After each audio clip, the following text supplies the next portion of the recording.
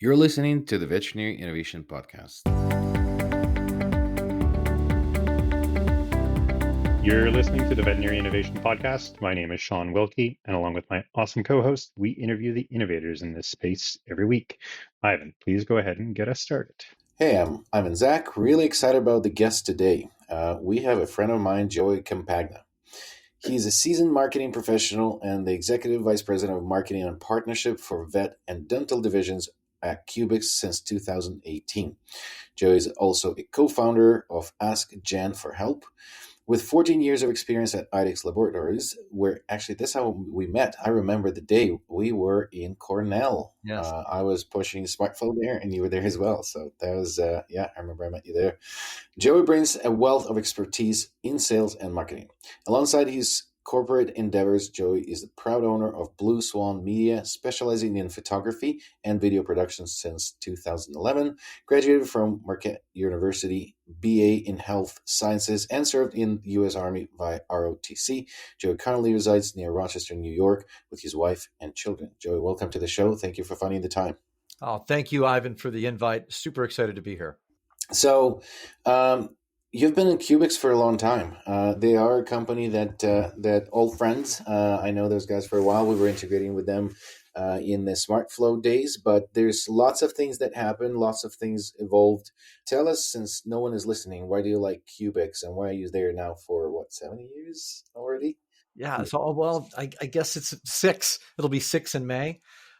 So what excited me about CUBEX coming from IDEX for that decade and a half that I was there was that, inventory management was then and really largely still is an unsolved problem in veterinary medicine. There are so many practices that struggle with an inefficient manual system. And when I compared that to the diagnostic space, what I saw was an opportunity to revolutionize a category the same way that IDEX and Antec did back at around the turn of the millennium, late 90s and early 2000s. And that's the mission that we're still on. Okay. That's awesome, Joey. So, if people don't know who or what CUBEX is, could you help kind of like paint a picture in an auditory way for our audience to kind of give them a heads up as to what exactly it is that you guys do? And then maybe we could roll into some of the innovations that you guys are currently undertaking as a company. Sure. Well, so CUBEX really at its heart is a smart inventory company. And you might ask, well, what's smart inventory? The way we define that is that it's a blend of software and intelligent hardware that makes inventory management much more efficient and reduces costs in a few different ways. So if you think about this as in terms of an analogy at your house, imagine if your refrigerator knew what was inside of it and then could reorder a bottle of ketchup for you when you started running low so that you don't run out of ketchup. We do the same thing, but within the veterinary practices for medications, especially dangerous drugs that we manage. So that frees up staff time. It allows practices to carry less on the shelf because they're not as worried about running out of product. Use my previous analogy. You don't need to have 3 bottles of ketchup sitting in the basement because you're afraid of running out. If the fridge is going to be able to reorder it for you when the bottle gets low, right? So we can free up a lot of cash in that way. And we also save a ton of time. So there are lots of benefits to what we do. These are hospital grade cabinets. In fact, one of my favorite realizations after I started working here was seeing this technology in the background on all kinds of medical shows like House MD or Grey's Anatomy, where I wasn't really familiar with it before, but once I got to know it, I'd see it everywhere, right? And that's because there's not a human hospital out there that doesn't use smart inventory. It just makes too much sense, and we're excited to bring that to the veterinary marketplace. So, can you just again, so for more visual for people that are listening, describe the workflow? What is it like? What is this inventory management system in the hospital? How would one approach it? And how does technology work for us to know? Because you're right, and you're right in the heart of it. The inventory processes, practice management systems that are trying to do it are all horrific. like just horrible. Yeah, And I'm building a third hospital right now here where I live, and this is our biggest problem because we don't have a solid process for inventory management. And that's actually the third part that you guys introduced, because you said inventory, you said the hardware, software, but also you help with the process. So there's a third we piece do. because you're helping. I know that you guys are very strong in training the teams how to do it. So can you describe the user journey, if you will, of someone that uses the cabinet, and how does it track down and does the minimums, and how does it do the reordering? Yeah, absolutely, Ivan. So the central problem that we're solving is knowing how much stuff is in the practice at all times and making sure that we don't run out of the stuff that we need. Right. And that sounds easy, but it's really hard because, to your point, veterinary medicine is kind of a high entropy environment, right? We've got emergent cases often coming in, and everybody is really focused on patient care most of the time, which is terrific. But we've also got to be mindful of business processes, which are usually less exciting and can kind of tend to become the last thing anybody wants to pay lots and lots of attention to. So to describe the workflow really simply, I'll kind of use my food analogy again because people understand that. So let's say I want to make a peanut butter and jelly sandwich. In a manual environment, I'm going to go through the pantry and look for some bread and then grab some peanut butter and grab some jelly, hope everything is there, and then make that peanut butter and jelly sandwich however I want to make it, which sounds terrific. Right. The problem is if there are lots of other people in the house that are also counting on being able to use those ingredients and we run out of some, or I don't put it back in the right place, it can cause a little bit of consternation. And you may have had an issue like this at your house sometime recently, right? Well, I can't find the whatever. And this happens every day in vet med, right? So at CUBEX, we actually have a couple of different workflows that you can think about in terms of how to make the peanut butter and jelly sandwich. The first is what we call a PIMS first workflow. So that's where you're going to start at your practice management system. You're going to bring up a case. You're going to have a patient screen there, and you're going to say, Fluffy needs a peanut butter and jelly sandwich, whatever that is. 1 cc of, insert drug here, or 7 days of Apoquil, whatever it is. Then you're going to go over to your smart cabinet or your suite of smart cabinets, depending on the kind of system we have set up, and you're going to pull up Fluffy on the screen on the smart cabinet, and you're going to say, yep, I'm here for Fluffy, and yep, I want to take out that 7-day course of Apoquil, right?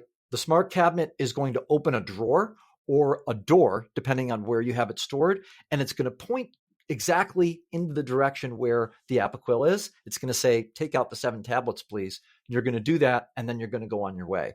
The other workflow involves actually just going right to the cabinet and saying, I need 7 days worth of Apoquil for this patient. The cabinet's already going to know all the patients that are checked into the hospital because we have 2 integration with almost every PIMS system out there. So it's going to say, I've got Fluffy right here. What do you need? What medication do you want to take out? You're going to say Apoquil, and you're going to grab it and go. So in both of those cases, the cabinet is able to decrement the inventory, right? So we're going to go from 100 tablets of Apoquil on hand down to 93. We're going to make sure that that 7-day course of Apoquil goes onto the client invoice. And that's very important because one of the biggest financial areas of opportunity for us is resolving missed charges, which are a big problem, as you know, Ivan, from your days at IDEX. It's the same issue. And then third, if it's a controlled substance or a dangerous drug, which is a term we use for substances like propofol or gabapentin in some states. They're not technically controlled, but they're monitored. If it's a controlled substance, we're actually going to log that transaction electronically. That means we can move past the 3-ring binder and the pen and paper and all those consolidated logs that we've got that sometimes get lost and are often illegible and have unresolved discrepancies. That all goes away with smart inventory, and you've got a very clean electronic log that's uploaded and backed up to the cloud and that sort of thing. So those 3 things happen with every transaction. And if you can get the peanut butter and jelly sandwich made every time and everything stays in stock and everybody knows where all those ingredients are, we have a smoother, happier hospital. Because when you take a step back and think about just how much energy gets exhausted on trying to find things or trying to count things so you can make sure you can order the right things, it's a lot. it's a huge burden on the staff. So that's awesome and really, really good with analogies and descriptions. So I have the visual. Then Yeah, I'm hungry. I want a peanut butter sandwich. that was the goal, Shawn, to make you hungry through this conversation. So what is new? So this is, CUBEX has been doing this and improving upon it. Integrations, I'm sure, improved. All the technology improved. What is exciting? What are the next steps? What are you excited about when you're thinking about innovations at CUBEX? Yeah, it's a great question. So, over the last 12 to 18 months, we've done a lot of innovation. And really, we started with innovating sort of the category and trying to help customers get their arms around what this category is, especially as more options enter the space, right? So if you took a walk around VMX this year, you would have found more vendors there talking about solutions similar to, what we do than you ever have before. And I say similar to because number one, obviously I'm a little bit biased because I'm with CUBEX and I think we have the best stuff. But then, objectively speaking, really there's no other company that ticks all the boxes we do. But like I said, there are more now that at least tick some than there ever have been. So about 18 months ago, the safe handling framework was launched, and we were part of that along with other companies, including the American Animal Hospital Association. And safe handling is a framework of new standards around the management of controlled substances and dangerous drugs. This is an aspirational framework, right? So this isn't something that the DEA is mandating right now, but it's a way for us to sort of help customers quantify what they can do to move beyond the pen and paper when it comes to controlled substances. Again, there's no human hospital out there that's still using a 3-ring binder and a, longhand annotation of controlled substance logs. That just doesn't happen. And it's perfectly within the purview of the law to use those tools. That you can be fully compliant on paper, absolutely. But there are so many other better options today. How do you really think about that in a cohesive way? And then how do you make it something that's affordable for the average practice? So that's what safe handling does. And you can go to safehandling.info and learn all about that. It's a combination of technology and training for the staff that really creates that safe handling environment. And over 70% of corporate groups today are using safe handling to some degree. There's a series of 10 core elements. So 70% of corporate groups are using at least one of those core elements in at least a handful of their practices. Several of them have decided to go house-wide with full adoption of safe handling.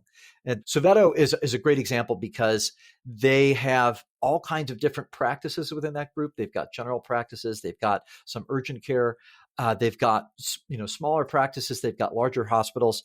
And they came to us and said, hey, look, this safe handling idea is really interesting. Can you help us make it work for our group? And so we went through and did an analysis for every one of their hospitals.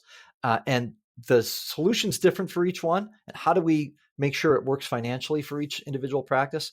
But there's a solution there for every single one of them. And I think customers within the space have known for a long time that, CUBEX has been the choice for the largest emergency groups out there and the largest specialty groups out there.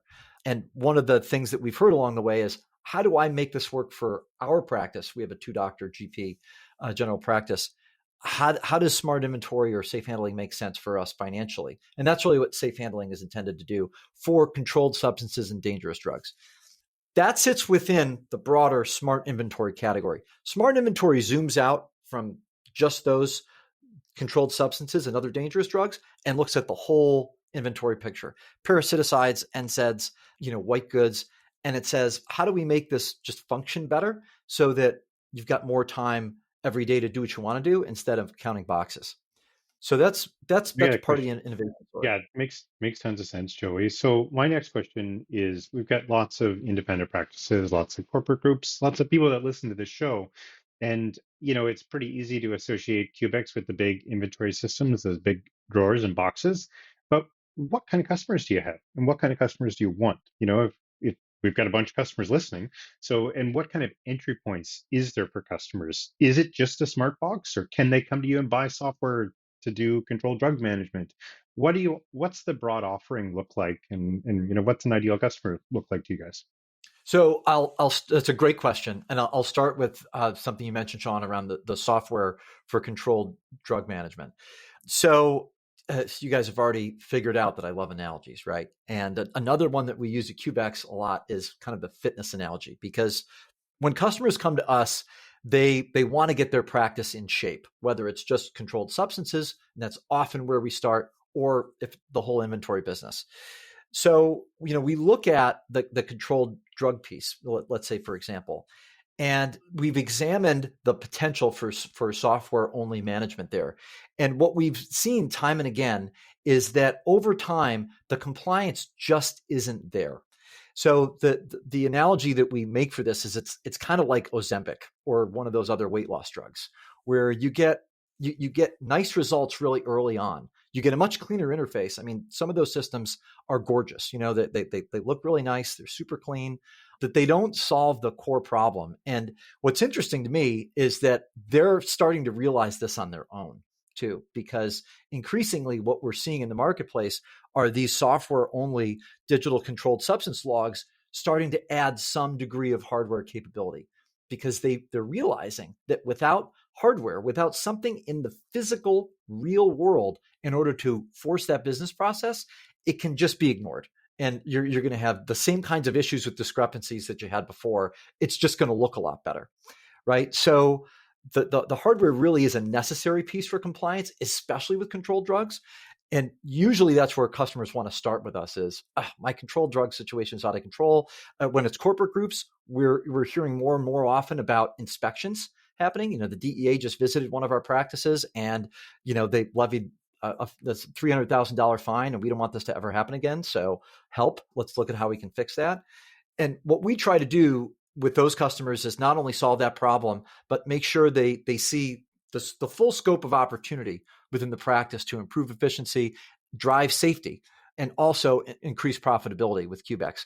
And that's the other piece that is really exciting, because 2024, it seems like, is the year of pause and fix workflows before hopefully a resumption of growth in 2025 when it comes to corporate acquisitions. We've heard from a lot of our corporate clients that, when they're looking to grow the business through acquisition, they're getting more pushback than they have in the past from the groups that they work with, from the PE firms that back them. And they're really under pressure to lower cost of goods sold, to increase EBITDA in response to increasing interest rates, increasing cost of financing, et cetera. And that's exactly what we do. We're typically reducing cost of goods sold anywhere between 300 and 500 basis points, and that goes straight to EBITDA. Yeah, no, that's amen to that. And not only that, the pause, this is not an intentional pause, it's because the interest rates are pushing against EBITDA. So they have to figure out how to manage their bottom line a little better. And then now it's not by acquiring practices, because the banks are not just giving all that money, and their leverage changed with the interest rates. So now they need to turn back and say, how do we manage practices? We'll learn how to buy 100 or 200 or 600, but then now we actually have to manage them. And the easiest solution to increase the bottom line is the inventory management. So you're in the very right business for this period of time for these groups. We ran out of time, as we usually do. Okay. It's been a pleasure talking to you as usual. We always ask 2 questions at the end. The first question is there book, YouTube video, TED Talk, any information source that inspired you recently that you would like to share with the listeners? Yeah, so I think I sent you the link, Ian. I actually just got back from a week and a half in Japan.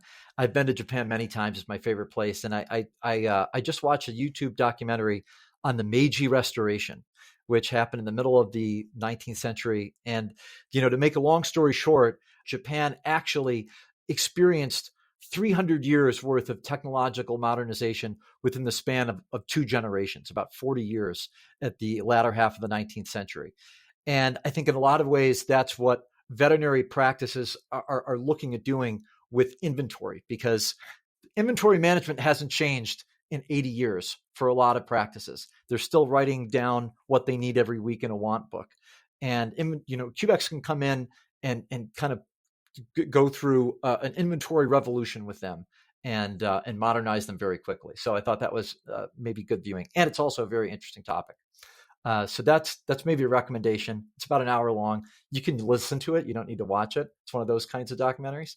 Yeah, and then so last question for you, and then we promise we'll let you go, is another innovator that you would recommend we have on the show. Yeah, so we were talking before the show about the diagnostic space because that's something that I think the three of us know a fair amount about, and there's never been more options for veterinarians in that space than there are today. It's exciting. There's been a ton of innovation there, and I'm going to call out someone that I just recently met from IDEXX who I thought was super impressive. Her name is Sharuk Fataya. And she's really leading up some very interesting research from IDEXX around workflow and practice efficiency within that space. And we met with them a couple times on how what we do and what they do might intersect. As you know, IDEXX is a big partner of ours on the software side with EasyVet and Cornerstone. And I think she'd be a very intriguing guest to have on. She's a brilliant person. And also she's got some really interesting real-time information that she probably could share. Thank you so much for listening to the Veterinary Innovation Podcast. If you want to hear about our new episodes, please follow us on any social media channel. Also, you can check out our website at veterinaryinnovationpodcast.com. See you next week.